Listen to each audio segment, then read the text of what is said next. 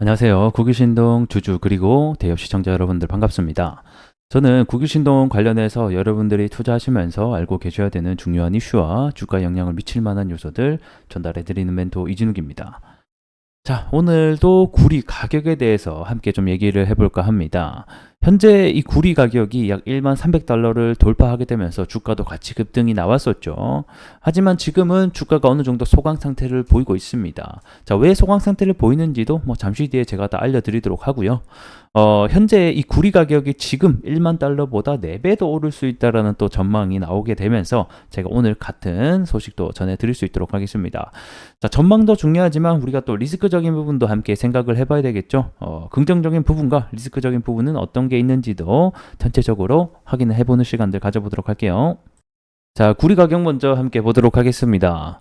자, 최근에 이 구리 재고량에 대한 이슈가 발생을 하면서 구리 가격이 하락이 나왔었죠. 자, 그리고 나서 엊그제 그리고 어제까지 구리 가격이 일시적으로 반등하는 모습들을 보여주고 있습니다.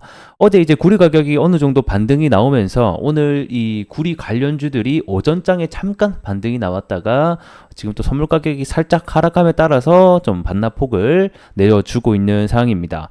그러면 어제 왜 구리 가격이 반등이 나왔는지 이유들이 분명히 있겠죠. 이유 함께 살펴보도록 할까요?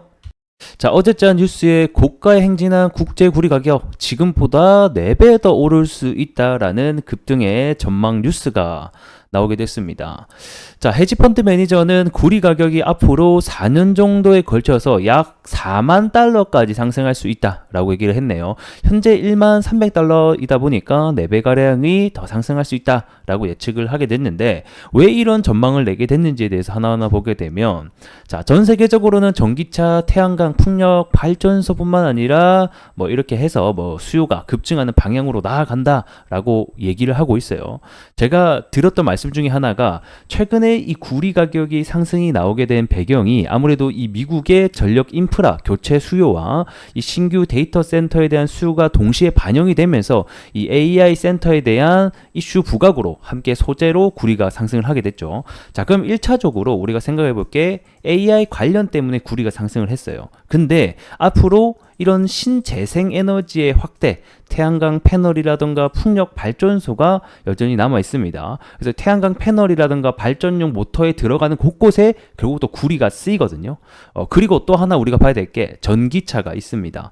자, 앞선에 2022년도, 23년도에 한창 전기차 테마가 열풍을 불 때 우리 구리 관련주들도 같이 함께 동반 상승이 나왔어요. 그때 나왔던 이유가 이 기존의 내연기관차 대비해서 내연기관차가 지금 현재 한 22km 정도 구리가 사용이 되는데 이게 전기차로 변화가 될 경우에 한 78km 정도 지금보다 3배가 더 많은 구리량이 사용된다라는 전망 속에 한 차례 상승이 나왔었어요. 자, 그러면 지금은 AI로 가고 있는데 추후에 신재생 에너지의 확대가 점점점 가속화될수록 구리 사용량이 늘어나고 그뿐만 아니라 이 전기차 시대가 지금은 수요 둔화 현상 때문에 어느 정도 주춤을 하고 있지만 한 번 더 퀀텀 점프가 일어나는 시기에 구리 관련주들도 함께 상승이 나올 수 있다라는 점을 또 뽑은 것 같습니다. 자, 그리고 이어서 보게 되면 결국 공급이 수요를 따라잡겠지만 5년 이상 걸릴 것이다 라고 설명을 하고 있죠. 그러니까 현재는 수요가 조금 더 앞지르고 있다 라고 얘기를 하고 있는 건데 결국에는 광산을 많이 캐고 구리를 캐내다 보면 이 공급이 수요를 올라가는 날이 발생을 할 것이다. 그게 5년 이상 걸릴 것이다 라고 설명을 하고 있습니다. 근데 저는 이게 5년 더 걸릴 거라고 생각을 해요. 왜 그렇냐면 일단은 구리 자체를 캐내는데 굉장히 많은 기술적으로 그리고 비용 문제가 굉장히 많이 들어갑니다. 일단 세계 최대 생산국 중에 하나인 칠레가 이 광산이 19세기까지만 하더라도 이 구리 광산을 하나 조업을 하는 데 있어서 이 구리 함량이 10%에서 15% 정도 됐었거든요. 근데 지금 현재는 이 비율이 0.6%에 불과합니다. 이 말인즉슨 구리 6kg를 캐내기 위해서는 광석 1톤을 캐내야지 고작 6kg를 얻을 수 있다는 얘기겠고요. 그뿐만 아니라 이 광산을 하나 캐내는 데 있어서 시간적인 비용이 굉장히 많이 든다는 겁니다. 이 광산 하나를 신규 허가를 받고 허용을 하는 데까지 최소 15년 걸립니다. 최소 15년. 더 걸리는 것은 막 20년씩 걸려요. 자, 그런 문제점도 여전히 존재한다라고 보시면 될 것 같고 이 전 세계적으로 구리 소비량이 2030년이 넘어가게 되잖아요. 그러면 이게 한 3,200만 톤이 나올 것으로 현재 전망이 되고 있는데, 중요한 것은 지난해 구리 소비량 같은 경우는 약 2,200만 톤밖에 안 된단 말이에요.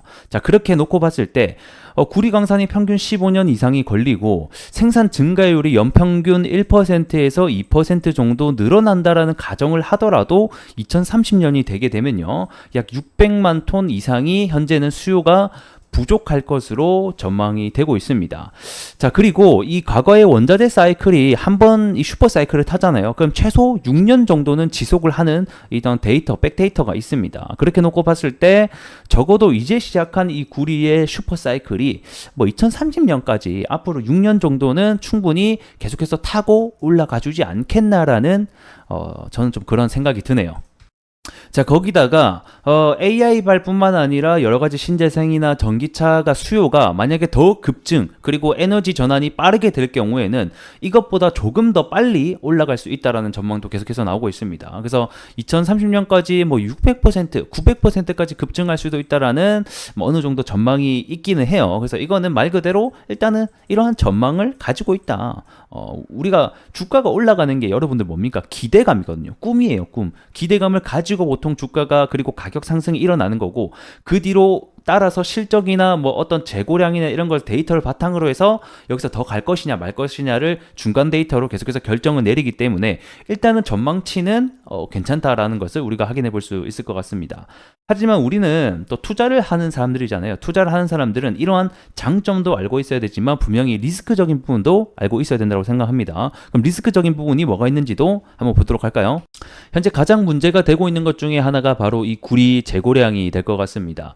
최근에 급락이, 선물 가격이 급락도 나오고 현물 가격 그리고 주가까지 급락이 나온 게 결국 이 구리 재고량 때문이거든요. 현재 상하이 선물 거래소 기준으로 구리 재고량 같은 경우는 약 29만 톤으로 집계가 되고 있습니다. 거의 30만 톤 가까이죠. 근데 이게 왜 문제냐? 이 지난해 같은 기간을 놓고 봤을 때 수치가 그 2배 이상이라는 겁니다. 그뿐만 아니라 이 구리 같은 경우에는 보통 이제 겨울이 지나고 1분기, 2분기가 되면 급격적으로 이 구리 소비량이 증가하게 되면서 이 재고량도 함께 같이 떨어지는 특징들을 보여주는데, 중요한 건 이번 24년도 1분기가 지나고 그 다음에 2분기가 지나는 시점에서도 불구하고 재고량이 떨어지지 않는다라는 게 수요 대비해서 여전히 이 재고량에 대한 리스크가 남아있다라고 보는 거죠. 자, 그러면 이 구리 수요가 강한 2분기 시즌인데도 불구하고 구리 재고량이 줄어들지 않는 이유는 이 구리의 최대 소비국 중에 하나가 바로 이 중국이거든요. 근데 이 중국의 수요가 증가하지 않고 있다는 게 가장 큰 이유가 될 것 같습니다. 자, 24년도 1분기 중국 경기를 보게 되면 이 소매 판매율 증가율은 3.1%를 하회했고 부동산 부분은 연간 투자액의 9.5%가 감소했다라는 소식이 있었습니다. 그 말인즉슨 이 중국의 내수 소비 시장이 굉장히 안 좋다라는 거고, 그러면 결국에는 이 구리의 수요가 중국에서 많이 소비가 돼야지 재고량도 함께 빠지게 되는데 이런 부분이 나타나고 있지 않다 보니까 결국 구리 재고량이 느는 조금 특이한 현상을 보여주고 있습니다. 그래서 아직까지는 이 구리 가격에 대한 전망과 데이터 사이에 확연한 격차가 존재하다 보니까 이 구리 가격이 실제 수요 대비 크게 웃돌고 있다라는 어떤 시장의 판단감 때문에 주가가 그리고 선물 가격이 하락이 나온 거겠죠. 그래서 우리가 앞으로 전망이 좋다라는 건 알겠지만 이런 데이터들을 하나하나씩 확인을 해 가면서 투자하는 것도 또 좋은 방법이 될 것 같습니다. 자, 차트 보면서 포인트 잡아보도록 하겠습니다. 자, 과거에 항상 뚫지 못했던 가격이 뚫리고 나면 여기가 이제 지지선이 바뀌게 되는 거거든요. 그리고 나서 여기 장기 이평선과 현재 매물대가 같이 쌓여 있는 구간이죠. 그래서 여기 가격대에서 지지가 일어날 확률이 높다라고 또 제가 설명을 드렸는데, 여기서 현재 지지가 그래도 현재 해주고 있는 모습들이 나와주고 있습니다. 자, 단기적으로 기술적으로 봐야 될 구간은 제가 여기 갭이 있다라고 설명드렸죠. 보통은 일반적으로는 갭을 한번 기술적으로 메꾸어 갈 확률이 높다라고 설명을 드렸기 때문에 1차적으로는 이 갭을 메꾸러 가는지 여부가 우리에게는 중요할 것 같다라고 설명드릴 것 같고, 이 구리 관련해서 투자를 진행하시는 분들이라고 하면 이 추세를 사실 먹는 게 가장 베스트이긴 하거든요. 그렇게 놓고 봤을 때 단기간에 구리 가격 상승으로 인해서 주가가 상승이 나왔지만 전체적인 추세가 사실 여기서 지금 엉덩이가 들어 올려가고 있잖아요. 그래서 여기서 엉덩이만 좀 들어준다라고 하면 여기, 그러니까 여기 저점만 안 깨면 돼요. 솔직히 얘기해서 여기 저점만 안 깨면 다시 이런 식으로 올라 올라갈 수도 있다라는 점 우리가 알고 계시면 좋을 것 같습니다. 자, 우선은 뭐 구리 가격 상승이 다시 한 번 더 나오는지가 단기적으로는 중요한 모멘텀이 될 것 같고, 기술적으로는 여기 갭을 메꿔주는지 여부, 그 다음에 여기 매물대를 잘 지지해주는지 여부, 그 다음에 추세가 저점 여기 위에보다 올라서는지 여부, 이 세 가지 포인트, 네 가지 포인트를 잘 알고 계시면 도움이 될 것 같습니다. 자, 해당 영상 도움이 되셨다라고 하면 좋아요와 구독 한 번씩 눌러주시면 감사할 것 같고요. 전 또 다음 시간에 여러분들에게 인사드릴 수 있도록 하겠습니다. 고맙습니다.